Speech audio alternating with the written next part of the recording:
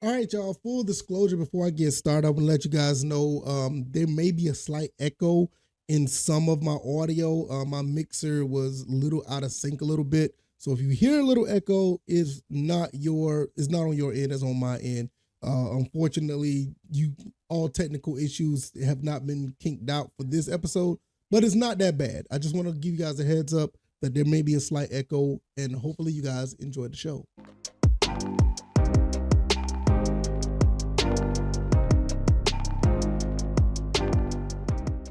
All right, folks, what is going on? This is episode 656 of the First and Frame Rate Show. I am VF Baller. Over here, we talk about Georgia Southern and Atlanta Falcons football. And look, today, if you're listening to this now, this episode may go up a little bit earlier than usual because I am extremely excited about this episode. I've got a few things in store for you guys. Hopefully, you guys will enjoy it. We're going to talk about Georgia Southern football and how it changed. This program has evolved in a huge way back from the 80s, the 90s, early 2000s, even in the 2010s, late 2010s. What we see now is a huge change from what we've seen before. And it's not a bad thing. I know a lot of people from the old guard who used to love how we played the game of football, the blue collar mentality. You get a bunch of guys who are just rough, tough, don't mind getting their hands dirty in any situation and going out there and giving it their all for the blue collar GATA mentality. Now, that is still here, but it's evolved into something a little bit more modern, a little more dynamic. And you're seeing it from, the onset of the first game of the season. Now, we saw a little bit of it last year, but what we see now, you can tell that it's here to stay. I'm going to give you my thoughts and opinions on what happened this past game against the Citadel, what it's going to look like going forward, and what Coach Clay Helton said in this press conference, which was something small but very huge at the same time. Also, in this show, we're going to talk about a new little segment. Well, we're going to have a new little segment that I have. I'm going to do this for Georgia Southern, and I'm going to do this for the Atlanta Falcons. Stock up and stock down. Who's moving up, who's moving down with each team. And we're going to give some love and some highlights to some guys who you may have seen on the field, but did not get the recognition that they got in both ways. If it's either good, bad, or indifferent. Now, full disclosure, when it comes to stock up, stock down, I will not, and I will say this right now because I know a lot of people like to do this, but I don't do this. I will not be talking down to any of the college players. Now, the reason of that is in my book, they're still kids, they're still learning, they're still trying to figure things out. Being football players, even in their senior year, I still look at them as non-professional kids that are playing football. So this will not be, if I was to stock down a player, that would not be happening in the college ranks. I won't do that. I will do it more collectively than pointing a kid out because all these kids are trying to grow. So if you're into stuff like that, I hate to break it to you, I will not be doing that because I want to see every kid that wears this blue and white be successful in some way, shape, fashion, or form. So I will not be going at a player, but always try to give praise in some criticisms here and there. But saying that a player's stock is down in the college rankings, I don't believe that's criticism. But just to let you put full disclosure there. So if this is your first time here, welcome. I can be found on Anchor, Spotify, Apple, and Google Podcasts. And I want to thank you guys for all the support, not only just on the podcast side, also on the YouTube and Rumble side. You guys have been amazing, giving, all the, your time, your effort to like the videos, share the videos, give feedback in the comment section. I really, really appreciate it. And we're just going to keep moving from here. So hit the like button, let people know what we're doing over here, and subscribe to the podcast if you haven't already. All right, let's just go ahead and get into this. Coach Clay Helton said something in this press conference, which was live earlier today on ESPN Plus. Hopefully, they don't strike me down for showing or playing this clip because I thought it was absolutely amazing what he said. It goes back to the penalties, and I know that's one of the glaring areas of this game. We did pretty good overall. Had a shutout. Can't really knock anything on the game outside of the penalties. And Coach Clay Helton said something very, very significant. And this is one of the reasons why I say it is evolving here. Because I remember all the other coaches, don't get me wrong, nothing against the other coaches, Coach, Irk Russell, all the way up to Chad Lunsford. And most of these guys were phenomenal. I mean, there's one coach we don't name back in, 06, but we don't talk about that guy. But was it 06 or 04? BVG. We just know him. We don't talk about him. But nevertheless, anyway, we are sitting here looking at the evolution of this game and what Georgia Southern stands for, because it has always been the same. You have that mentality and build off what Irk Russell built, and it is just changing to something different. And I'm not saying that this is nothing that hasn't been said before, but this is something you would like to hear, because to be quite honest, the last few coaches that was here, we didn't have this type of talk when it comes to penalties and coming to talking about player and coach relations as far as how to learn and what to build from. So I'm going to play this real quick, and I'm going to give you my thoughts and opinions on this. And just to tell you guys that this is how I know that we're building something much bigger than what we had in the past 15 years. Back in the FCS days, it was, easily we're one of the top teams in the country. But now you're starting to see bringing ourselves into the FBS, having our little struggles, still trying to deal or try to live that FCS lifestyle in the FBS is changing. And that's what I basically was trying to say. And this is so small, but it's a really big deal. So I'm going to play this, and we'll just go from there.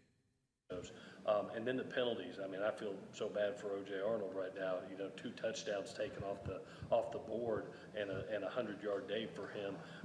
We get a little bit handsy with the hands outside the frame, which is a fundamental technique we work a bunch. And it happens with young people. You get in there, you got a redshirt freshman center, his first time out there, and a true freshman wideout. Get a little bit excited, get their hands wrapped around the outside of a defender, and it costs us. And it's a learning experience. The biggest thing that I want to see is the improvement of that from week 1 to week 2. That's our job as coaches, is to teach fundamental technique. All right, I'm gonna stop right there for a second. You see on the screen, if you're watching this on YouTube and Rumble, 9 penalties for 95 yards. Also, he just said O.J. Arnold missed 2 touchdown opportunities because of penalty. But the flip side of that, what he said was these were young guys that was out there.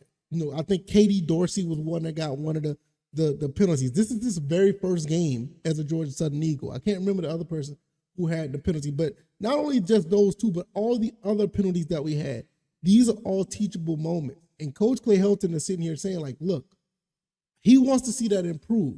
He's going to pull these guys aside and teach them the discipline, teach them how to not make those penalties, teach them how to be better at run blocking, teach them how not to get false starts or blocking the backs or whatever.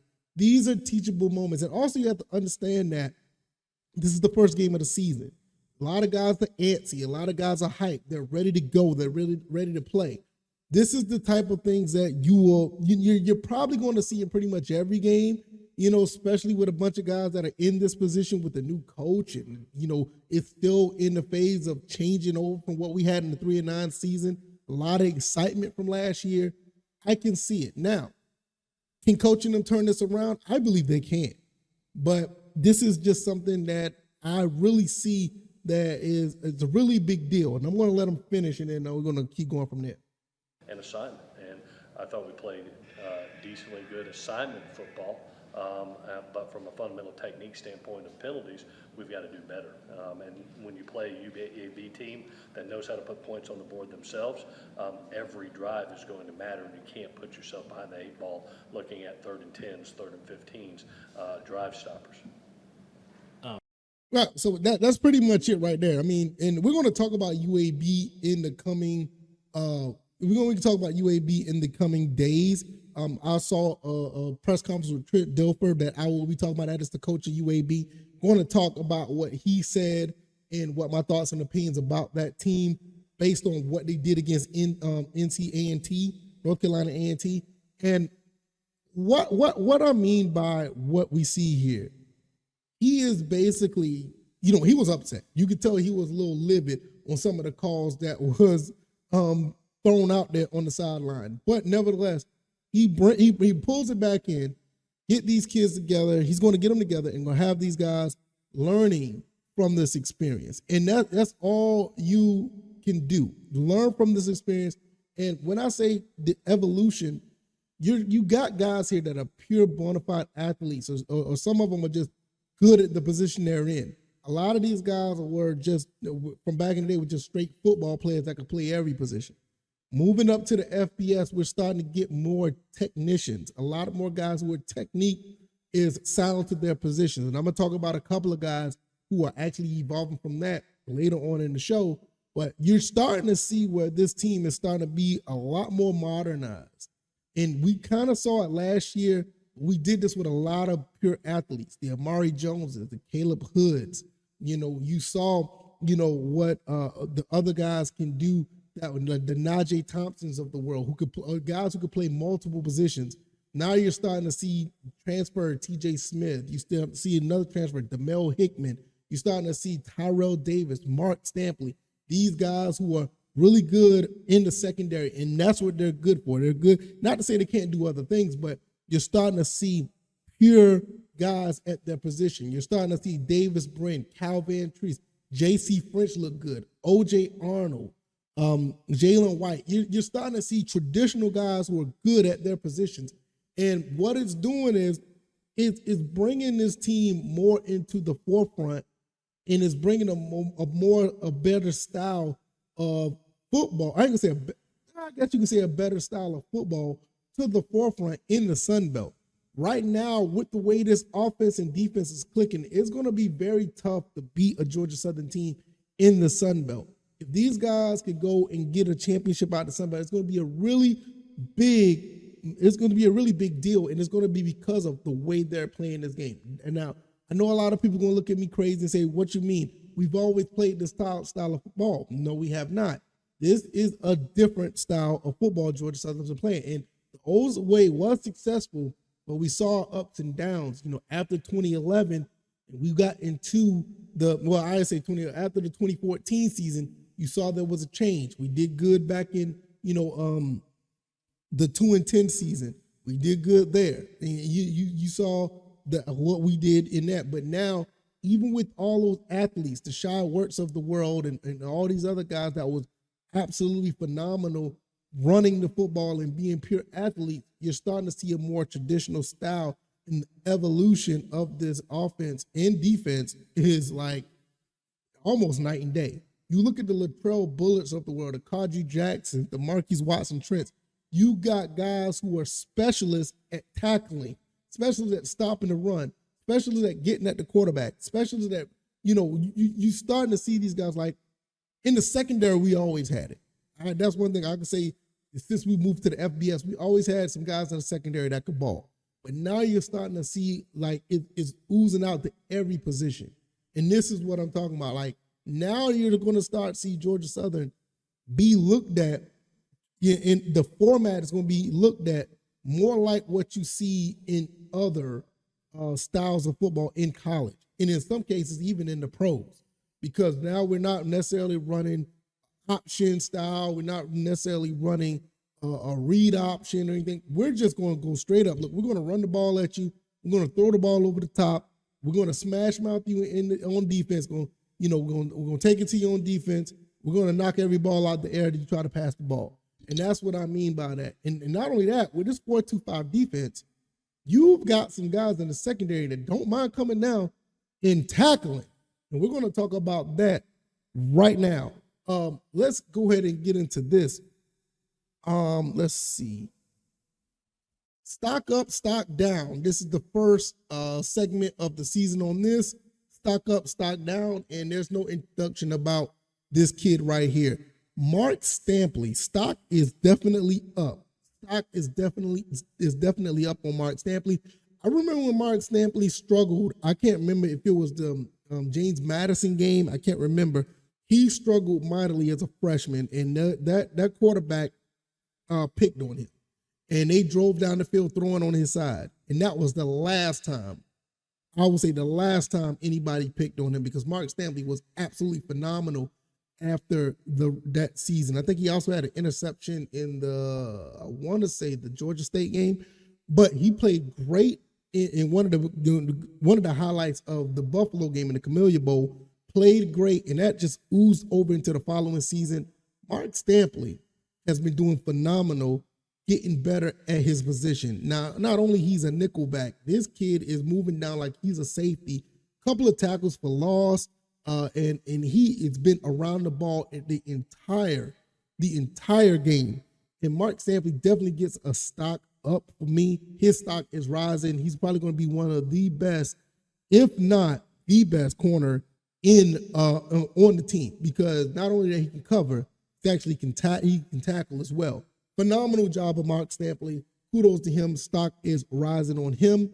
Now, honorable mention, and it was really tough for me between him and this other guy, Mark Stampley, and the other person I'm about to name.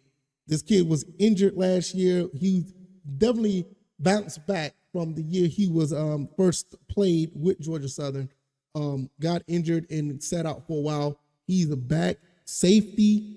He's a safety for the team. One of the few guys is from the Chad Lunsford era, Tyrell Davis. Shout out to Tyrell Davis. Let me tell you something about this kid. He not forced fumble, but he recovered a fumble in his return playing on the field after missing out last year. And he had a phenomenal offseason. Now, between him and Mark Stampley, it was very tough for me to, basically say who's going to be stock up in this category. I can almost say this is 1A and 1B because both of these guys played phenomenal. The secondary did a pretty good job. They didn't pass much, but what made things awesome for the secondary, they got after the football. It wasn't just the linebackers. It wasn't just the front seven. It was the secondary actually letting you know, like, look, what we did last year is going to change. What we did last year, we let too much go on, and the Citadel broke some runs. But when you run the spread option, that's going to happen. You're going to get one or two to get away. I mean, that's just how we at Georgia Southern should know. If you're going to get any type of leeway in running the ball against anybody, you're going to break away in some type of fashion as far as running the ball. So it happens. But they didn't. But nevertheless, these guys were after the ball every step of the way. Or fumble recovery for Tyrell Davis, and definitely stock up on him as well. Mark Stampley, Tyrell Davis, can't wait to see those. And these guys are underclassmen. So it's possible they could be here for a while, bringing the pain to all types of offenses throughout the Sun Belt. Good to see those guys get the accolades from my show, and hopefully we'll be talking about their names more throughout the season. Stock down. I don't need to say anything else about this.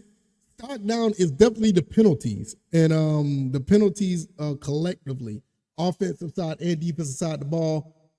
This is something that's definitely going to have to work itself out. Coach Clay Elton just talked about that on the press conference. Like I said, we're evolving, everybody. We're going to be a better football team week in and week out. The first week was not the best as far as penalties go, but that is a teachable moment. And their as coaches is going to get these guys in order so they'll be able to will be able to be more disciplined, so they will not make these same mistakes. But yeah, this is stock down. The stock is going down on the team with the penalties. We cannot have this going on with the team. And I feel that it will be cleaned up. But for right now, it is what it is. Like I said, when it comes to the college game, stock up, stock down. We're going to be giving these guys praises and accolades. But I just don't feel comfortable myself giving a stock down to one particular player. And to be honest with you, if you really think about this particular game, there's no one person to say that they did this, that, or the third, I mean, even with Davis bringing an interception, I mean, look, we got a little greedy collectively. I'm not saying that it wasn't the best throw in the world, but Davis Brin did great this game. I mean, outside of that pass, I mean, he was phenomenal. But, I just think collectively our penalties is definitely what is a problem right now, and there's something we need to fix. But it's not much you can really, be mad about a 34-0 victory. We just need to go to UAB go to UAB. Well, UAB is coming to us, and we take care of business and go 2-0 while going to Wisconsin. Speaking of Wisconsin, before I get out of here, Coach Clay Helton also said that Keaton, the tight end for Georgia Southern, did get his 10-day. Not 10-day, but he was granted the 10 games to play for Georgia Southern. He's already a graduate of Kentucky, but he will return in the Wisconsin game and play for the rest of the season. So that is quite awesome. So he will be able to be on the squad coming to in the Wisconsin game, and that's going to be a really big game. And I will talk about that game down the road. UAB is on deck, and just to give you a heads up, I think this UAB game is a little bit more personal than the Wisconsin game, and I think we all know for obvious reasons. But I would love to get another Power 5 victory 2 years in a row. But nevertheless, let's get up out of here. If you like this commentary, hit the like button, share this podcast, subscribe to the channel if you haven't already. Let me know what you guys think about what Coach Clay Helton said.